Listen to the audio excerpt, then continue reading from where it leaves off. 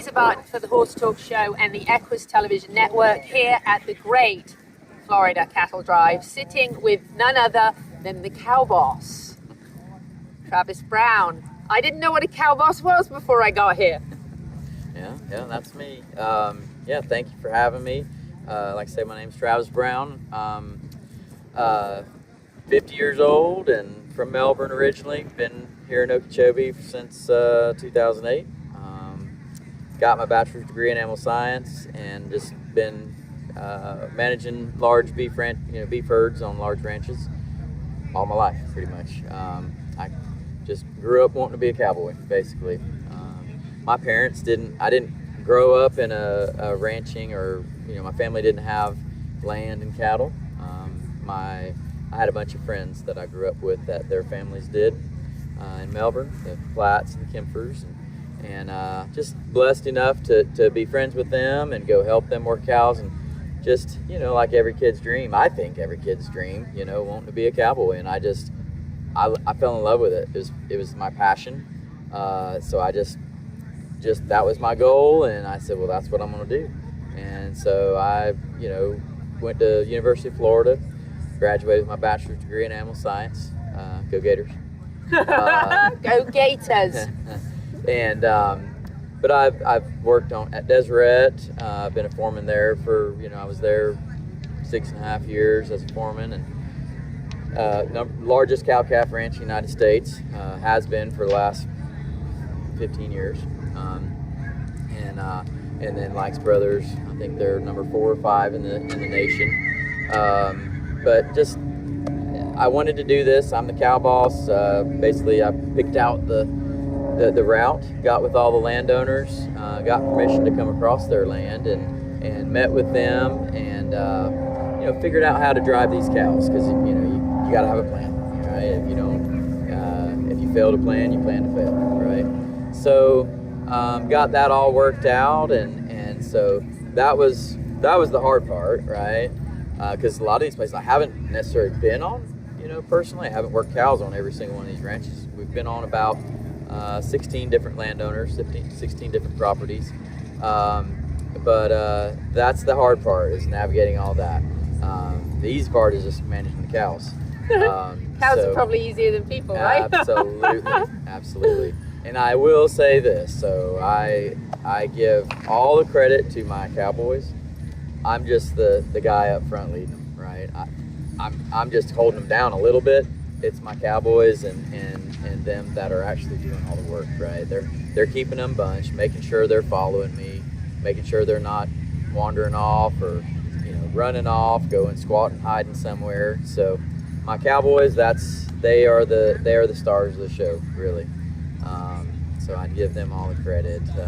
And a lot of my crew is family. My daughter who's worked with me most of my life, raised.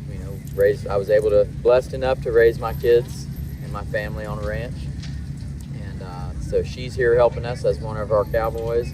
My son-in-law's with us, my brother-in-law, and then a buddy of mine I used to work with, his daughter, who's same kind of boat, raised on a ranch. Their family has a large ranch in Lake Wales.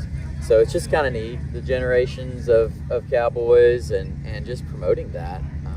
We've lost a lot of that because, unfortunately, we've lost a lot of land. I'm Carlton Ward Jr. I'm a photographer. I focus largely on Florida ranch lands. I founded the Florida Wildlife Corridor Project, which tells the story of how Florida's wild heart is still connected. So you have amazing state parks and national parks and preserves, and you have millions of acres of farms and ranches, and you put them all together, you have an unbroken corridor that can support a 5-day-long cattle drive like we're doing this week in the Kissimmee River Valley, or it can support the habitat needs of a bear or a panther or a grasshopper sparrow, all these endangered species that we share the land with. This is the third cattle drive, fourth cattle drive I photographed or documented, and it's really awesome to see, particularly this year, because 3 of the ranches that we're crossing or touching this week have been protected by conservation easements in the Florida Wildlife Corridor just in the last 3 or 4 years. And it's amazing to have been part of that journey. And it gives me hope that 5 years from now, 10 years from now, you could do this same route and this path will be here, because the state land and all the ranches that are permanently protected now. And so the best thing we can do is keep funding the Florida Forever program, the Rural and Family Lands Protection program, and keep people knowing about this way of life and what it does for the benefit of everybody living on the coast. I wanted to do this to bring education, promotion, and tell our story. If we don't tell our story, somebody else will, and chances are it's not going to be the truth. So I love communicating and making sure that the truth is out there. We're stewards. We're the original stewards of the land. If we don't take care of the land and the cattle, we'll starve. Absolutely. Basically. Makes sense. We are the 1% of the nation feeding the other 99%.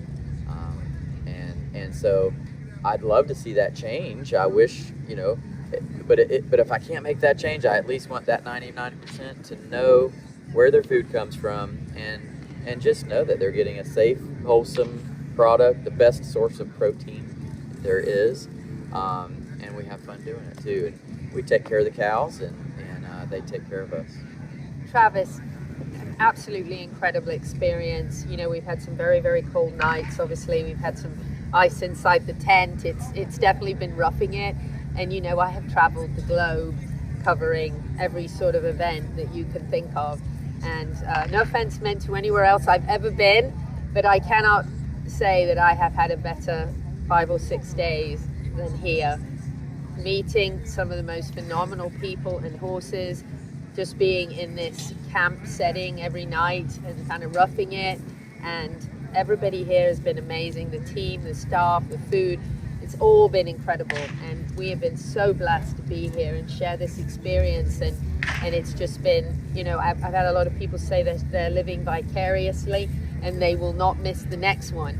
And so we're just very grateful to you for letting us be part of this and sharing this, not just this legacy, but teaching the future generations about the importance of this and these traditions. And I hunt. I'm fortunate enough to go drag hunting with Misty Morning Hounds, and it's one of the most amazing experiences. And that is, again, keeping a tradition alive. And I think that our history matters so much. And if we don't keep doing it, we're going to lose it.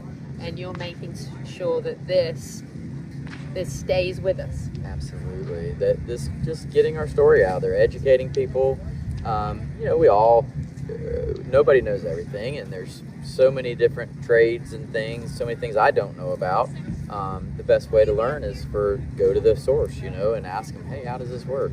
And that's what I wanted to do, is just show everybody what we do. It's not rocket science, but it's our heritage. It's our passion.